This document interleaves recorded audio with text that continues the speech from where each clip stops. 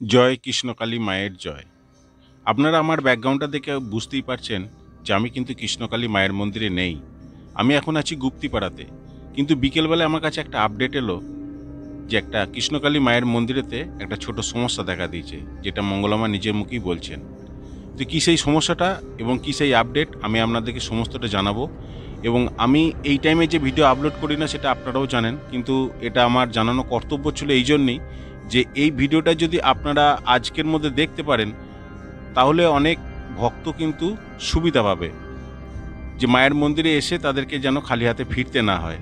তার জন্যই এই ভিডিওটা করা। আর আমি আপনাদের কাছে একটা ছোট রিকোয়েস্ট করব, এই ভিডিওটা ছোট হলেও কিন্তু আপনারা একটু শেয়ার করবেন যাতে কোনো মানুষ অসুবিধায় না পড়ে। তার জন্য কিন্তু এই ভিডিওটা করছি, দয়া করে আপনারা ভিডিওটা একটু শেয়ার করে দেবেন।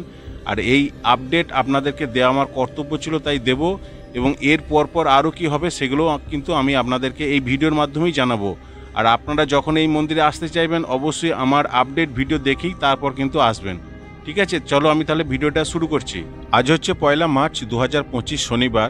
মঙ্গলমা বিকেলের দিকে পরিষ্কার বলে দিলেন যে কালকে থেকে আর কিন্তু ভক্ত এই মন্দিরে যেন না আসে। অনেক কারণ আছে, তার মধ্যেও একটা বড় সমস্যা হচ্ছে প্রচুর সংখ্যক মানুষ এখানে আসছেন এবং একটা সমস্যা তৈরি হচ্ছে, যার জন্য মঙ্গলমা বাধ্য হলেন মন্দিরটাকে কিছুদিনের জন্য ভক্ত যেন না আসে সেই কথাটা বলতে।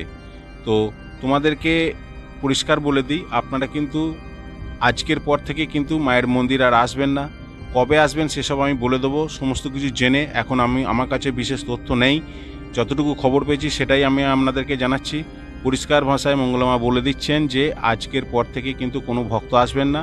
কিন্তু মা তো উপোস যায় না, তার জন্য কিন্তু মঙ্গলমা আসবেন মন্দিরেতে, মাকে পুজো করে কিন্তু সোজা বেরিয়ে চলে যাবেন। কোনো ভক্তদের সঙ্গে কথাবার্তা বা ভক্তদের যে পরিষেবাটা দিচ্ছিলেন সেটা কিন্তু বর্তমান সময়ে আর দেবেন না। কবে থেকে দেবেন সেটা মা নিজেই একটা সময় নিশ্চয়ই লাইভ করে আপনাদেরকে বলে দেবে, এবং আপডেট কি খবর থাকছে সেগুলো কিন্তু আমি আপনাদেরকে পরপর জানিয়ে যাব। আর কৃষ্ণকালী মন্দিরে আর একটা দ্বিতীয় সমস্যা হচ্ছে যে মঙ্গলা মায়ের কিন্তু শরীর দিনের পর দিন অসুস্থ হচ্ছে। তো যার ফলে মঙ্গলা মাও কিন্তু বিশেষভাবে চাপ নিতে পারছেন না।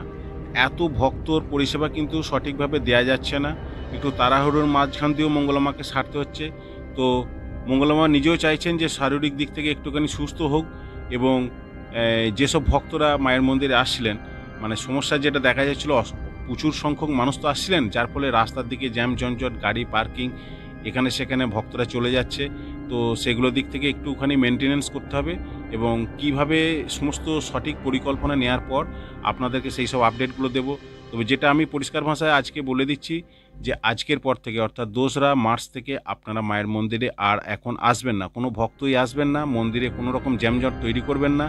মঙ্গলমা আপনাদেরকে পরিষেবা দেবে না। আর মঙ্গলমা নিজে পরিষ্কার বলে দিচ্ছেন মায়ের মন্দিরে আসবেন, উনি পুজো করে বেরিয়ে যাবেন, অযথা মঙ্গলমাকে ডিস্টার্ব করবেন না। সমস্যা যেটা হয়েছে তার সমাধান সব কিছু হবে, এবং আপডেট আমি আপনাদেরকে দিতে থাকবো।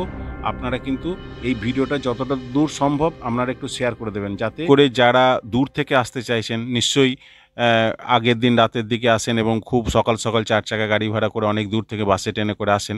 তো তাদের কাছে যদি খবরটা পৌঁছে যায় মায়ের কৃপায়, তাহলে হয়তো তার আর বাড়ি থেকে বেরোবেন না, একটা সমস্যার সম্মুখীন হতে হবে, আর সেটা হবে না। আর এই ভিডিওটা আপনারা হয়তো আমি রাতের দিকে আপলোড করলাম, তার কারণ হচ্ছে আমার কাছে সেরকম সময় নেই। তো যে আমি একটা সময় করে করব, আমি ওখানে মন্দিরে যাব, সমস্ত কিছু আপডেট জানবো, তারপর আমি আপনাদেরকে একটার পর একটা আপডেট আমি আপনাদেরকে দিতে থাকবো। আপনারা অবশ্যই কথাটা শুনবেন, এবং মঙ্গলমা কেন বাধ্য হলেন যে ভক্ত দেখা বন্ধ করতে হবে, তার জন্য আমি কিন্তু পরবর্তী ভিডিও নিয়ে আসবো। তাহলে চলুন আজকের মতো এটুকুই থাক।